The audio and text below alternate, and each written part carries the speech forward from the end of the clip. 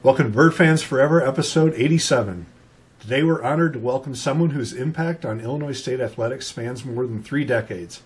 In 1976, Kathy Schniedwind became Illinois State's first female athletic trainer, beginning a groundbreaking career dedicated to the health and success of Redbird student athletes.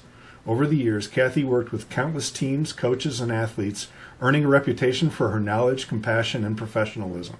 She later became Illinois State's first female head athletic trainer, helping shape the sports medicine program while mentoring future athletic trainers. Her outstanding career was recognized with induction into the Illinois State Athletics Percy Hall of Fame, as well as the Illinois Athletic Trainers Association and National Athletic Trainers Association Halls of Fame. Please welcome former Illinois State athletic trainer and Hall of Famer, Kathy Schniedwind, to Bird Fans Forever.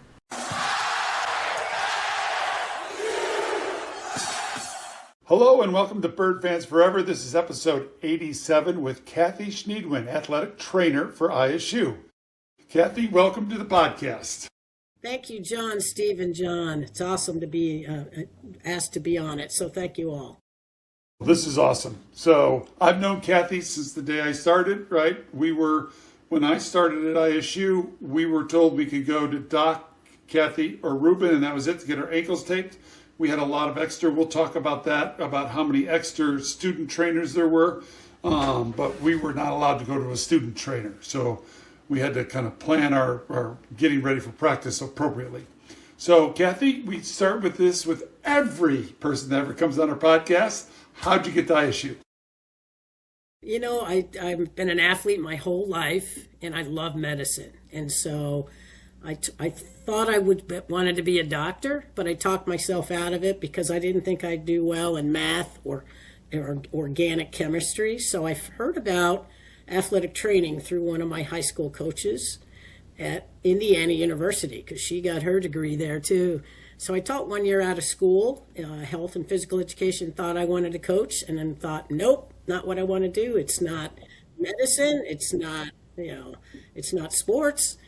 So I went back and got my master's at Indiana University and came straight to Illinois State, and my only career job was here at Illinois State for 30 years. Really? So you were hired right out of grad school? Right. And before I was even certified, because at that point they hadn't done, you didn't have to be certified. No one did right out of school. You had to then take your exam. So I came here, people are going to be like, what? You weren't certified? I shouldn't have let you tape my ankles.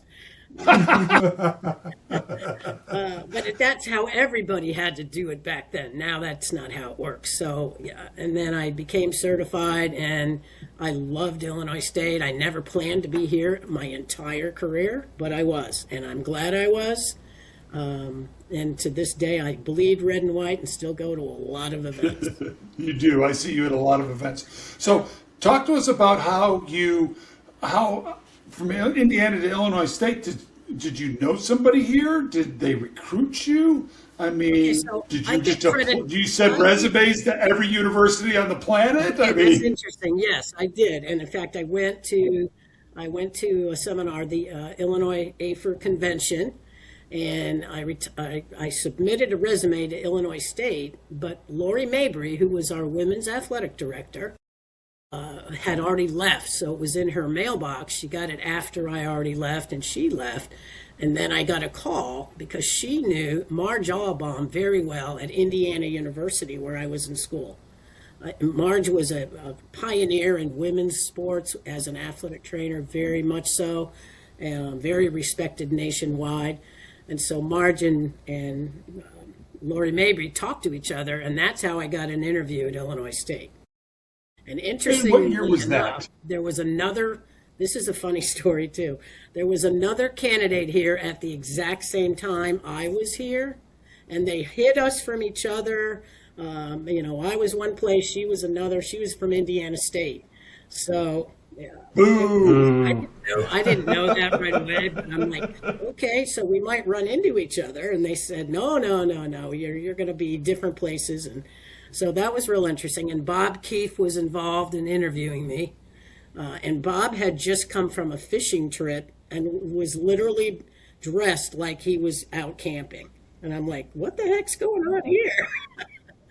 So it was really interesting, but then I got the call and I said, this is awesome, because Illinois State, as you guys know, was way ahead of their time in women's sports nationwide. Yeah. It was way before the scholarships happened. We were phenomenal. We had great coaches, Jill Hutchison, Linda Herman, Lori Mabry, just so many other people. Lynn Higgins, we had so many people that, started this program. And so I was very excited to be here. And we had played Indiana. I had actually traveled here once with a team while I was a grad student at Indiana, too. So I had been here, that was kind of nice, too, because I actually saw the campus. And at the time, I was living in Virginia, in Norfolk, Virginia. My dad he was deceased, but he had been Navy. So I came all the way from the East Coast to be here, not thinking I would have been here 30 years, but I was. And I'm glad I was. Wow. What year did you start at ISU? 1976, August. And This at is the time, 76. it was a Okay. 10-month contract. That changed over time to an 11, and then obviously a 12. And nowadays, you have to be 12 because there's just 24/7, with sports. When you were at Indiana, what teams did you? I did women's basketball. I had track and field, men's and women's. I had women's softball. We weren't allowed, as you might know, to be anywhere near football or basketball with Bobby Knight and Lee Corso. So that was difficult. We actually went to our head athletic trainer and said, this is not fair. We're not getting the opportunity, especially with football, to be able to see all the injuries. And so whenever women would be anywhere near football or basketball, we got kicked out. And so, quick story, when I retired from Illinois State, I spoke for 7 years with the National Center for Drug-Free Sport, and I spoke nationally to a lot of schools. Well, I went 4 times to Indiana. And one of the times I was there, I was parked early looking at the football field with the green netting on it. And then this young man starts walking over, and I'm chuckling already to myself because I know I'm going to get thrown out again 30 years later from watching an Indiana football practice. Right, So, right. it's been a funny story ever since, but Indiana gave me a great education. So I have nothing to, no negatives of whatsoever. It just was funny that happened when I came back as an alum. Yeah. You still couldn't watch football. Did you know Donald then, or had you met him at all? I did not meet him. Not from Indiana. I didn't. Not from Indiana. Because again, we weren't allowed to be anywhere near. But yes, Bob Donewald actually treated me with a lot of respect, and he knew that I helped in the athletic training room, just like John said. They wanted staff. That was more of a coach's thing, and I kind of changed that a little bit as time went on as the head athletic trainer at Illinois State, because we had students that were just as capable. But that's when I met Bob Donewald, and he treated me very well. So, but I wasn't really involved other than taping, doing treatments. I never covered a practice, never covered a game for him. But I didn't have any issues. But we always had Doc Keefe, Yeah. you referred to him as Bob, and Ruben, right? So, and we'll get into my story because you actually did cover me during a game. We'll laugh about that one. Well, I But did. of course, You're right, and that's the only time I think I did do that. I think I But think we had the Ruben big- was sick or something. I'm not even sure. No, he was there, but it was the middle of the game, right? And I was going Okay. to the emergency. We'll get into that story here in a second. But remember, in Horton, the practice was closed off. I mean, we had the blue Right. curtain up. Yeah, the I mean, curtains. it was high security. I mean, they Very. would throw. I mean, I watched managers throw Ron Wellman, the athletic director, out of our practice one We all time. know I that was like, story. We all know that story. Same thing happened at Indiana. It's different now at Indiana, and it's different here too. Yeah. right. Men and women are, female athletic trainers are working with men's sports, and they might not travel, but it's different, and I was excited about that. Yeah. Yeah, like we were told as freshmen walking in, you can go to Rube, you can go to Doc, you can go to Kathy. That's it, right? Right. We were told, and if you were caught with somebody else, you were in trouble, right? But they were too worried about our health more than anything else, right? Right. And understandable, right? I mean, was that Doc that gave that rule, or was that Coach Donald? Okay, that's what I thought. It was Donald. Yeah. All right, so you're now doing, how many teams did you cover? When did you start with men's football? Because I know you had men's football. I know Doc did not. He stayed with basketball 24/7, didn't he? Well, here's what he would help you. I was there 30 years, football. and my 16th year is when I took over for Doc. In 1989, I took over for Doc for football, not men's basketball, because he retired. Yeah. And then Ruben moved up to do men's basketball, and I went to football. But at that time, I was also still doing women's basketball. I couldn't really do three sports. We were all together still at Horton Fieldhouse. We didn't have the Kaufman football building yet, which made me be even farther away from all the other teams. So, but for quite a few years, for at least 6 or 7 years, I still did women's basketball with football. So I would transition, and then I would do back and forth.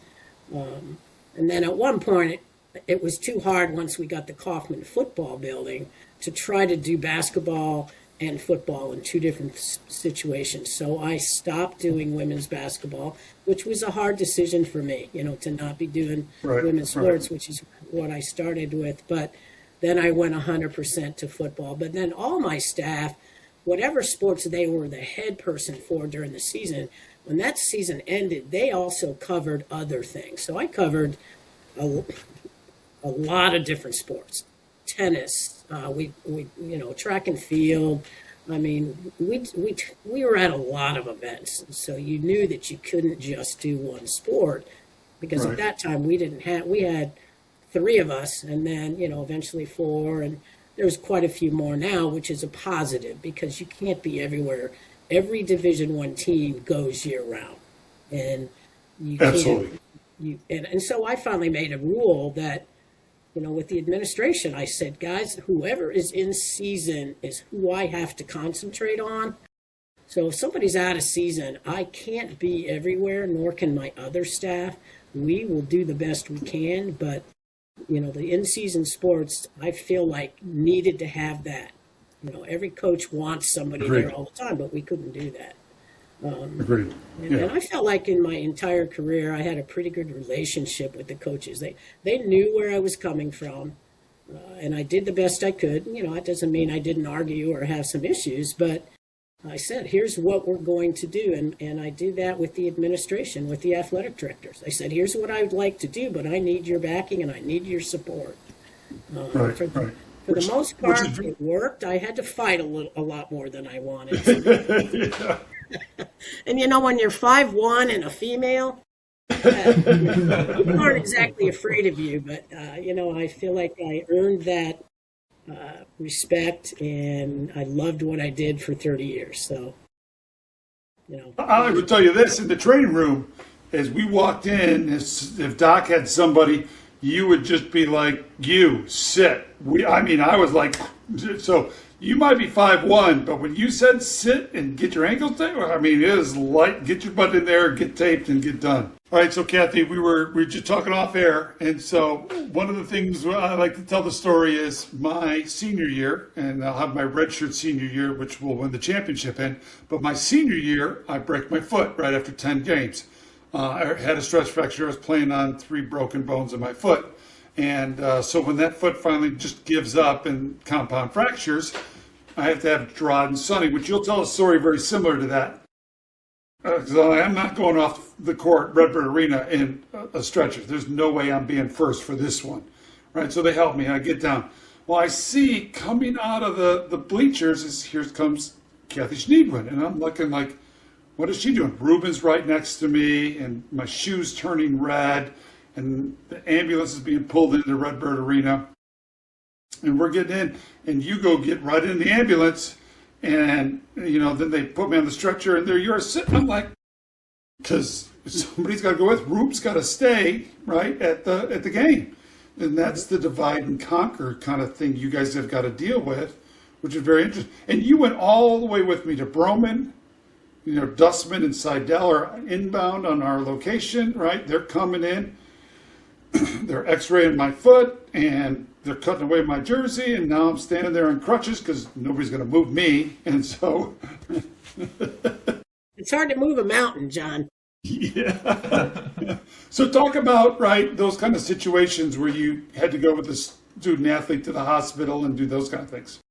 Right, and we have students that help as well, but when something that serious happens, and any of us that are not, it's not our sport, we might be there watching, but especially as the head athletic trainer at the time, if something serious happens, then we do go help, and making sure there's whoever the head athletic trainer on that sport is needs help. But I knew right away that was serious, and that's why it came down. And you don't know if parents are there. And so you have to do what you need to do right away. And I just said, I'm going with John to the hospital. To this day, I don't know how I got home. I think maybe Ruben got me home. I don't know. Yeah. I don't remember it, I'll be honest. But that's happened on more than one occasion where somebody's got to go. It's happened with football, same thing. And that's how we did work together. And I would always say, Ruben, I'm at the game. Or Ruben would say, I'm at the game, or John Munn or whatever. I covered once for Munn for a game as well. But that's what you do.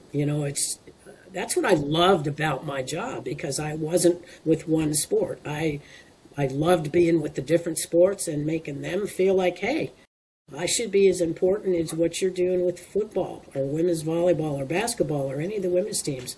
And that's what I thought made it work. Because, somebody walks in, I don't care what sport you're on, you're going to get treatment. And that's the way an athletic training situation should be. And I felt like we did a good job with that. My staff did a good job. We helped each other. And it's just a great experience. I love seeing my staff, that have been long gone, or my students. That's what we do.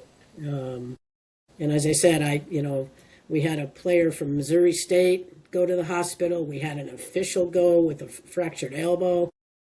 And, I went with them too. Or I think I drove with those guys, but because I'm there to watch, so I don't have to cover the game. And the players are more used to Ruben or Doc, as my players would be more, my people that were used to me would be. So it's just an easier way to cover the situation. And then I think it makes parents feel better. Your administration feels better. Your coaches feel better. You guys feel better because someone is there. Yeah, and I knew you well, right? That was not an issue whatsoever on that one. So, yeah. And then also talk up to me, we kind of talked about, I had Gerard and Sonny help me off on not so bad of injuries, and you don't need a stretcher. You talk about grabbing, having teammates come help, right? Because at 5'1", you helping a 6'10" guy probably doesn't work math-wise. Well, 6'10" and heavy, football. You were a football size, but some of them are big. And I was sharing in the break with these guys. My friends told me that when I was the head athletic trainer, there was a man that sat behind us in the stands, and he would always say, why do they keep sending that little lady out when someone gets hurt? And they finally turned around to him and said, she's the head athletic trainer, and he shut up. I get it, because, as you said, I'm 5'1". I felt like I was pretty strong, but I'm not going to get a 6'9" guy or, 400-pounder out. We didn't have any 400-pounders, but... So that was kind of funny too. But then I would use football players if it was something that I knew I couldn't hold that guy. They could lean on me, but I'm 5'1", they're 6 feet. They're leaning pretty far down. It's not very comfortable. So, you just decided what you needed to do at the time. Or I had students that were strong, the guys, or even some of the women that are just bigger than I am. You just did what you had to do to get them off the field. So I had 3 daughters that ran in college and stuff like that. And some of their best stories are, unfortunately, each one of them had their own injuries, right? Is about spending time with the trainers. And my theory, there's like bartenders, there's taxi cab drivers, there's all these things. And I know you talked about the science and medical, but what about the side of just being able to listen and be human while people are going through a tough experience? Like talk about that. And I'm sure you got to know a lot of people, through those recoveries and stuff like that. Steve, that's a great question, and that's a huge part. The psychology is a huge part of athletic training and sports medicine, to be able to listen. But one of the first things I always told the athletes is, if they ever said, you can't tell the coach, then I'd say that I can't honor that. I said, if you are unable to participate or practice and there's something that's preventing that, that can't happen. There will be things that you can tell me, and that is between us. But there's a comfort there. And I think some younger athletic trainers might struggle with, you're loyal to the coach, you work with the coach, you don't work for the coach. And I think that's something that, the people I worked with understood that. I didn't have one coach that said, you work for me, ever in my 30 years. But that, you had to control that. So at the same time, you're loyal to the coach, but your responsibility is to take care of those athletes. And that became difficult at times, where you making decisions on, what are we doing? They're going to be out, coach, because they're not capable of doing what they need to do. And I had a few situations where they argued, the coaches argued, but I'm honestly saying to you, I felt like I had a pretty good situation where they respected that. And there were times that, more in football than any other sport, because when I became the first ever female head athletic trainer at Illinois State and the first female with football ever, that's something that everybody had to get used to. And I was 5'1". I think I was 5'2.5" when I started. I've shrunk a So, people, that was a trial and error, and I'll never forget, Denver Johnson said, she's the toughest guy in the building, so don't mess with her. I feel like as a female, you had to work twice as hard, twice as long because you're female. But I felt after a while that, and I tell all my students this, you earn it no matter who the coach is. This coach, they leave, you have to prove yourself whether you're a man or a woman with any new coaches. I think it is a little bit harder in like a sport like football if you're a female, but I loved it, and I loved working with the women's teams. It just, I had a great career. I loved what I did, and I'm still, I don't go back very long. John Munn is now retired. I know. I was there for his last day. Yeah, lots of great students, that we had. So it took a village to do what we did, and we took great pride in making sure we did the best to treat every athlete how they deserve to be treated. Not football, basketball, the bigger sports. I said, no.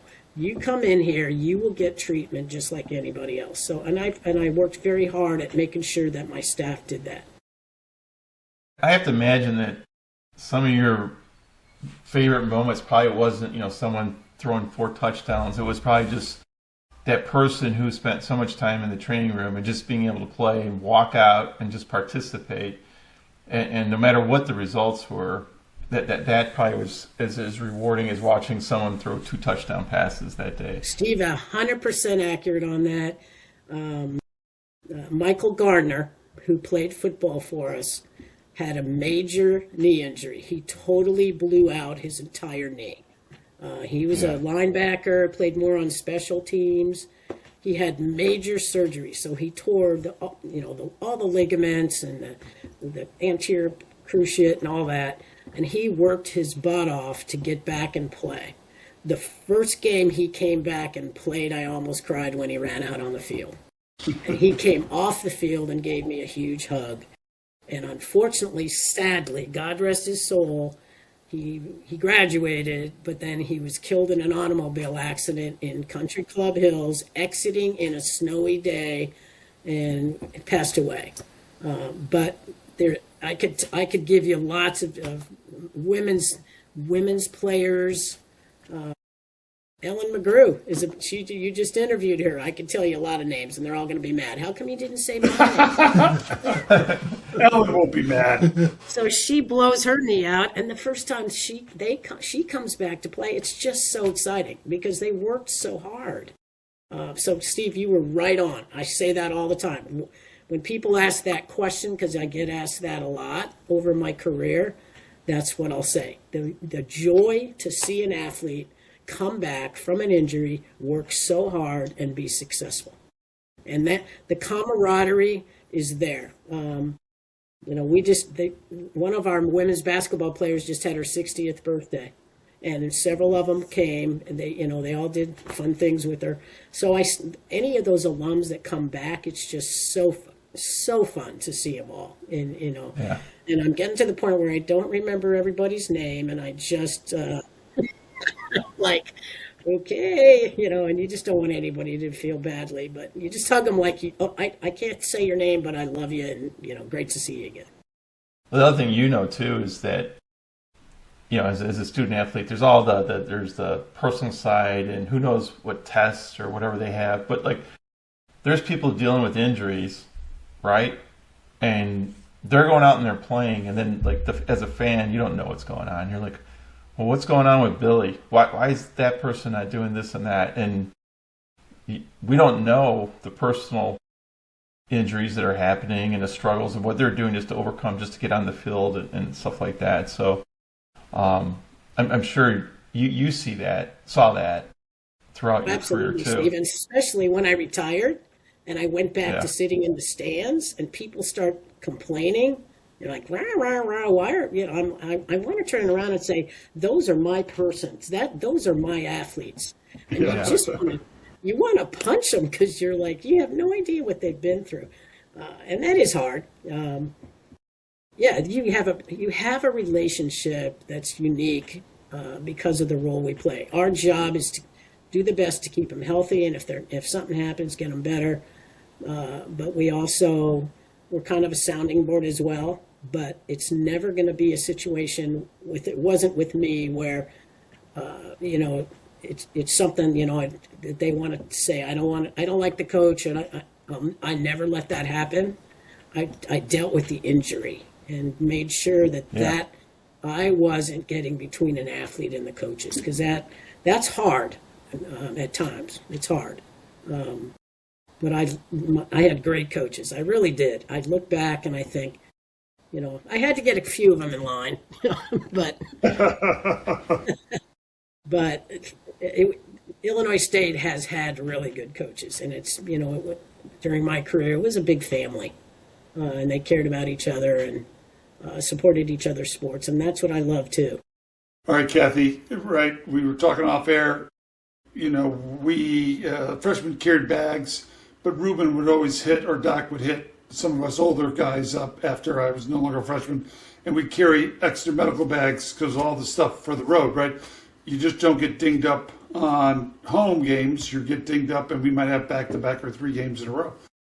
So, and I've seen us wipe out entire hotels of ice. Talk about traveling with medical stuff and getting supplies and getting treatments on the road. It is harder on the road, especially different places have different abilities to, be accommodating to you in different schools. But you plan ahead on that. You usually have a list of everything you need. And, and you sometimes have students with you. In football, we had 10 students travel when I was, doing football. But it might be one student in basketball or volleyball, or there may be no students. Typically, it was just me.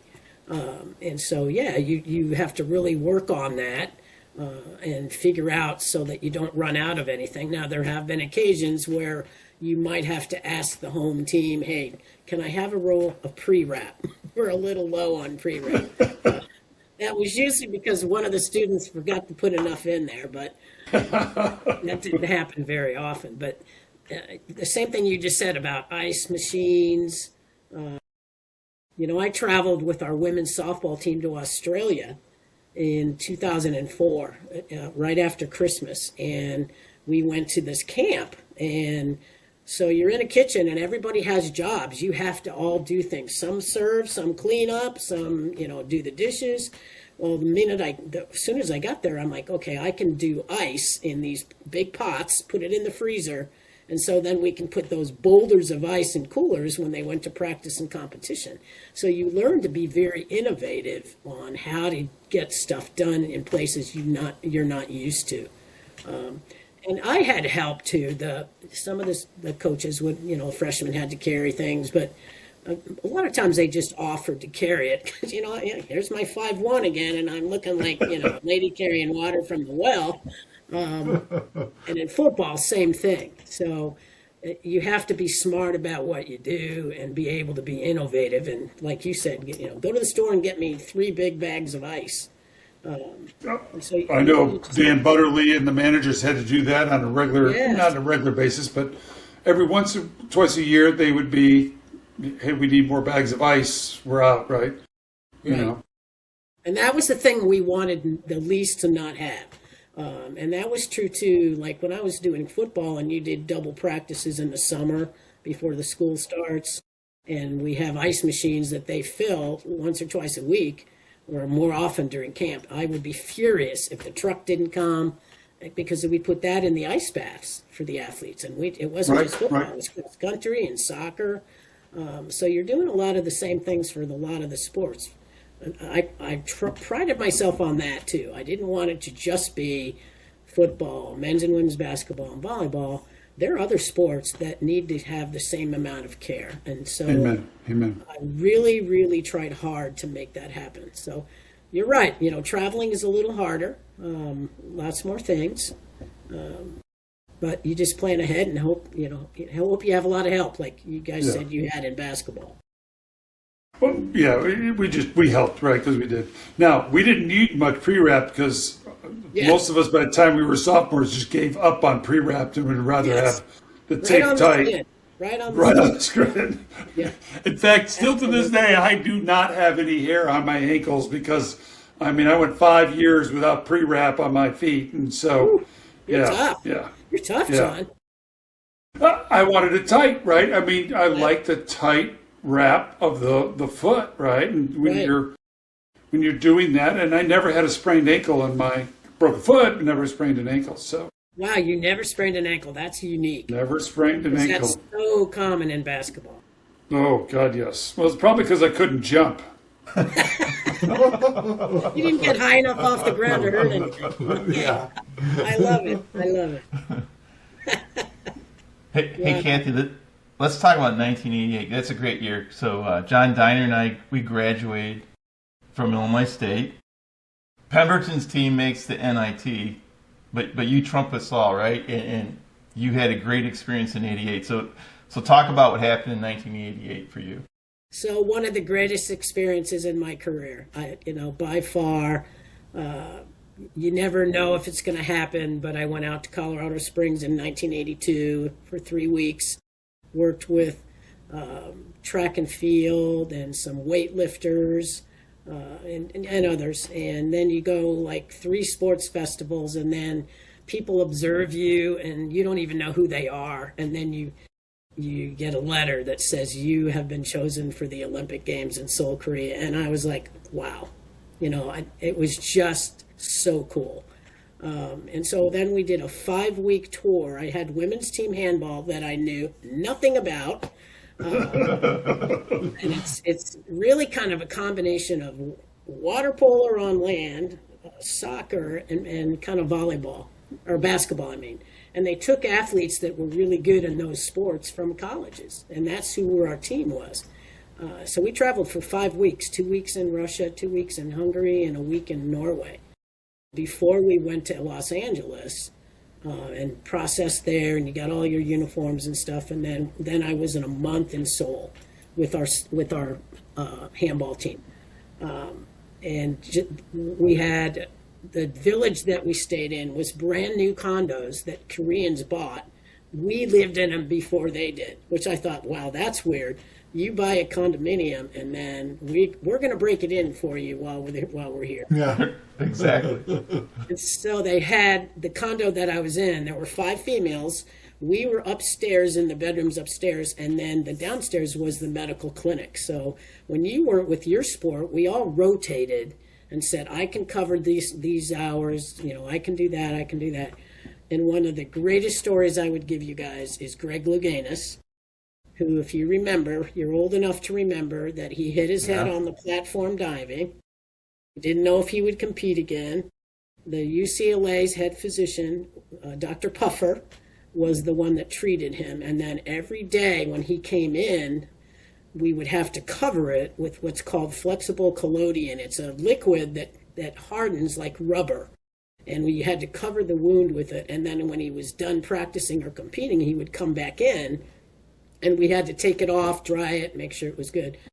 He came in after he won the platform diving gold medal, brought us his bouquet of flowers, and said, I could have never done what I did without you guys in this clinic. wow, that's cool. What a great story. Many years after that, he came and spoke at Illinois Wesleyan for AIDS. He was talking about AIDS because nobody knew at the time that he had AIDS, and we weren't wearing gloves then. He spoke, and I was invited by the AD at Wesleyan to come because he knew that I had been in Seoul and dealt with him. And so they introduced him, and they said, there's somebody in the back of the room that knows you and was in Seoul. And of course, he's looking around like, who the heck can that be? Yeah. So, Podunk, Illinois. absolutely. So at the end, he came back and he talked, and I had his book. I'd already read his book. He's a fabulous human being. He autographed it and signed it for me, just first class all the way. And he was probably what I would say is my greatest experience with that. The other thing that happened that was funny is one of our players and the coach got in an argument in a game. Literally, it was in a game. The coach left the court and went up and sat in the stands. I'm like, what? We're at the Olympic Games, and the coach is now not on the bench. So I walked up to the captain because I was the only other adult besides him, the administrator. I said, if he doesn't come back, you're going to have to talk to the team at halftime. Well, he didn't come back, so she talked to him, and it was wild, but it was an unbelievable experience. Every Olympic Games, whether it's summer or winter, all my memories come flying back. You say, awesome. You hear the national anthem all the time, but when you hear it at an Olympic Games, you're like, that's my country. And it's been, 88, so my God, what's the math there? 35 years? Whatever it is. It was awesome. Yeah. It's absolutely awesome. I still have friends people I talked to that were with me there. There were 19 athlete trainers and 7 physicians. So, great question. Did you get a medal or not? Because that's a huge memory for me. Did you get a medal, the team? No, we only won one game. So because the coach would sit up in the stands. Yeah, that's probably why. But interestingly enough, there's a big handball organization now. I got a call from the captain of the team just about 6 months ago, maybe, because I've been trying to find her, and so they now have an organization that is actually doing training camps, and they've had like regional competitions. And in July, or in fact, I think it's coming up at the end of July out in Colorado Springs. So I've caught up with a few of the people that I worked with, and I'd love to go out, but I can't do it with my schedule. So I keep in touch with some of those players, and it's it was just an absolutely unbelievable experience. You should have done the men's basketball team. You would have had a gold medal. Not in 88. Not in 88?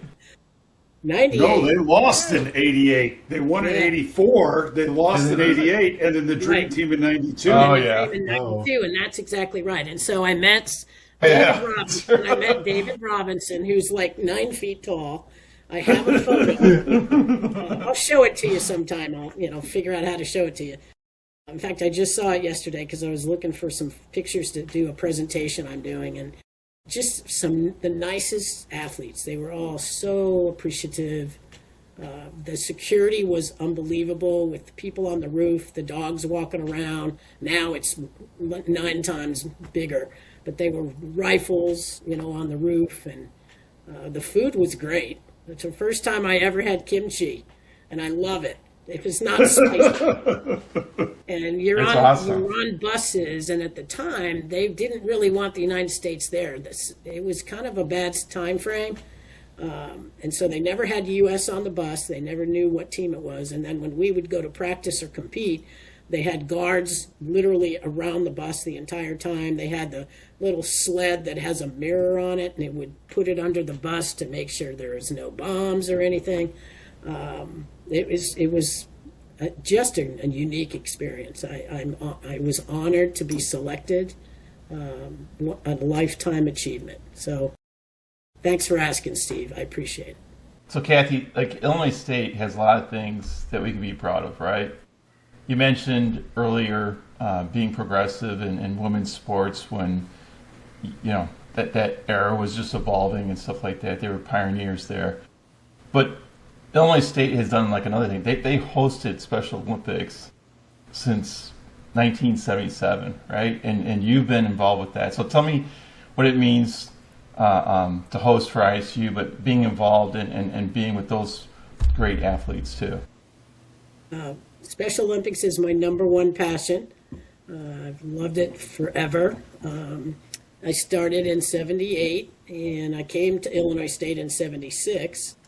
And so once I knew we were hosting Special Olympics, I started volunteering. I did awards, and we had huggers back then. They'd run in the track, and you'd be at the end, and you'd hug them.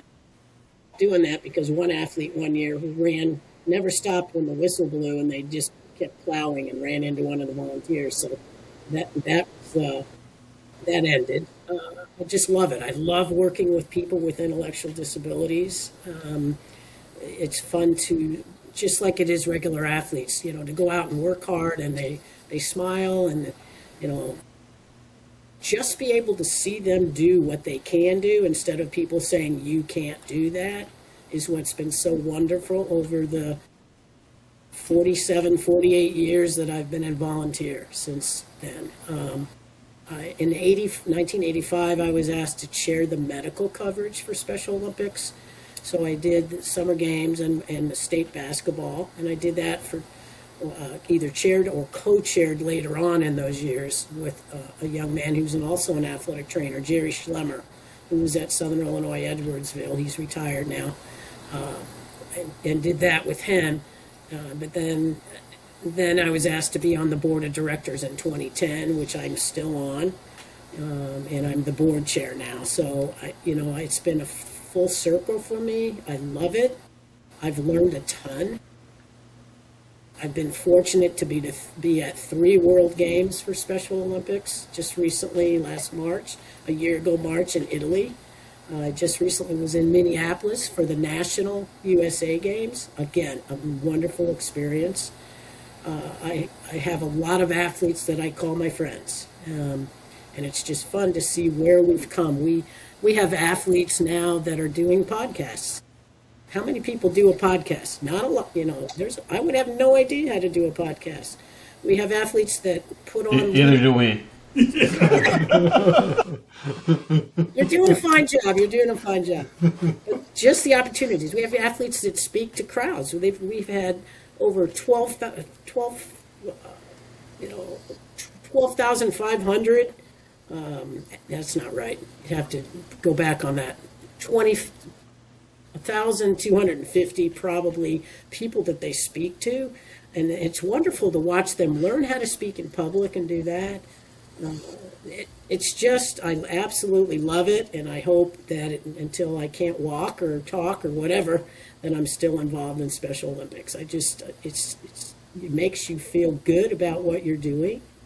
The families, just seeing the families and knowing what they do to have their child be able to compete. Our current Dave Breen, who was our longtime CEO, is retired. He's retired from doing that. He was wonderful to work with. Pete Bill DeVecchio is our new CEO now, and he'll be 3 years in October.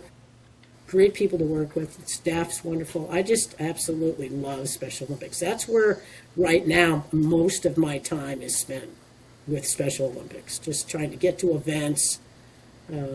We have Region G's golf tournament is this Friday, and so just volunteer with that and do whatever you can to help. So I just love it. I could talk all day about Special Olympics. That's awesome. Speaking of chairing things, you were the chairperson, right, for NATA? I was actually the chair for the student committee nationally. Student committee. The National Athletic Trainers Association, where we had during the national convention, which we just had a couple of weeks ago. They have a student session, and lots of people are involved that speak and do labs with them. And so I chaired that for a couple of years, and that was great. I love working with the students, any students. So what was that like? Tell us about like what that is and what you did with those students. Students, they come as a student. They're not certified yet. They haven't taken the national exam, and they go through lots of sessions, speakers, and labs where they do a lot of hands-on things. And so they have part of the convention is their sessions. They just go to the student things. And then the rest of the convention, they can go to any of the other sessions as well. And so I was involved in just really setting it up and trying to get speakers, and just orchestrating, getting students to the different settings wherever they were going to see or listen to the lecture. So I really enjoyed that, and some of my students obviously were there as well, that when they came to the national meeting. And the networking was good, where you can introduce these young students to the leaders of the National Association. So that was nice too, to be able to go up to people and say, this is one of my students from Illinois State. So it was a great experience. I miss this working with the students. People say, do you miss it? I said, I miss some of the people, but I miss the student involvement. So that's what I really liked. Whether they're student athletic trainers, athletes like John, that's what's fun when they all come back and visit, that you get to, and I'm friends with a lot of them on Facebook, or, correspond with them. So that's fun too, that you don't lose those connections. That's great. Awesome. All right, Kathy, this has been awesome. Thank you so much for coming on, and thank you for being my trainer also, right, and taking care of me. Had to put up with me a lot the year I broke my foot. So, but we are now, this is closing, right? So the floor is yours. Well, first of all, John and Steve, thank you so much. This has been fun to do, and I'm humbled that you asked me to be on. So I've sincerely enjoyed being part of this. It's easy for me to brag about Illinois State and the people that are there, and to sit here now and say, oh, thank you. I know that I would leave people out, but first of all, I would have to thank who's deceased, Dr. Laurie Mabers. She hired me when women's athletics was separate, and she trusted me to take this job as the first female trainer at Illinois State. And so I would thank her. I would also thank Jill Hutchison, Linda Herman. When I came in, they were great mentors to me. They'd been here a while. They were well known. They helped me. If you kind of screwed up, hey, they would put me in my place. So those two, many athletic directors. Larry Lyons was, last. Shane Zinger, Bob Frederick, who I absolutely loved. Jill was an interim. Linda was an interim. The coaches, the Melinda Fishers, the Jill Hutchisons, Linda Herman, Melinda Fisher. There's just so many. I can't even. Again, if I try to do this, I'm going to leave people out. But I liked working with them. On the male side, I worked with so many coaches. Denver Johnson and Obviously Brock, I didn't get to work with Brock. I said, darn, he came 2 years after I retired, so we talked about doing that. But just so many people that just made my job so fun. And my staffs were awesome. We talked about the Olympics. When I went to the Olympics, they had to step up. They had to cover what I would cover. And so I give my staff credit for that. All the things I did, like with the NATA, they covered, if I had to be doing those kind of things. So I couldn't do what I did without all those people. And the students, the athletic training students. I loved them. I love it when they have success, and every time we have an NATA meeting, those students that win awards, I love sending a message out to them and saying, "I'm so proud of you, great job, and everything you've done." And then just the staff, all the people that I worked with, our presidents. I've been through, 9 presidents, something like that. Same thing with the athletic directors, but. I'm humbled to have had the opportunity to do what I did for 30 years here. The people I've met, lots of the friendships. I'm friends with so many of those people that I started with here. And so I thank them and my family. Obviously I missed a lot of family things. Athletic training, you miss a lot of those kind of things, but they were always very supportive. And the good Lord, thanks for what he gave me, and I just love it. I never thought I'd still be in Bloomington Normal, but it's the place that keeps you here, and it's the people that make the places, and I feel very strongly about that here. Friends and neighbors, great neighbors as well. So I'm blessed. So I appreciate it. This has been really fun, guys, and I appreciate your time. Good. I'm glad. We like to have fun here. So, all right, Kathy, thank you so much. This has been Bird Fans Forever, episode 87, with Kathy Schniedwind, athletic trainer at ISU. John, hit it.